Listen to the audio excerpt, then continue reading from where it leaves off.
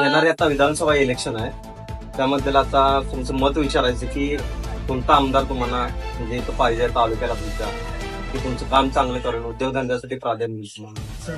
आता सध्या कंडिशन मध्ये तर आता सध्या चालू आमदार आपलं विक्रमदादा सावंत आहे. यांच्याकडून लोकांच्या अपेक्षा भरपूर आहे आणि भरपूर काम करत पण आले आहेत आणि आता सुद्धा त्यांचीच अपेक्षा आहे की तेच आमदार व्हावे सगळ्यांची.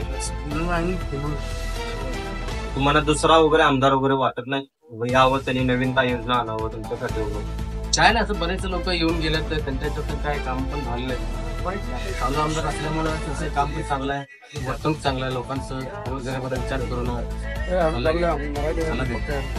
चांगलं वर्तन करण्यासाठी चांगलं आहे.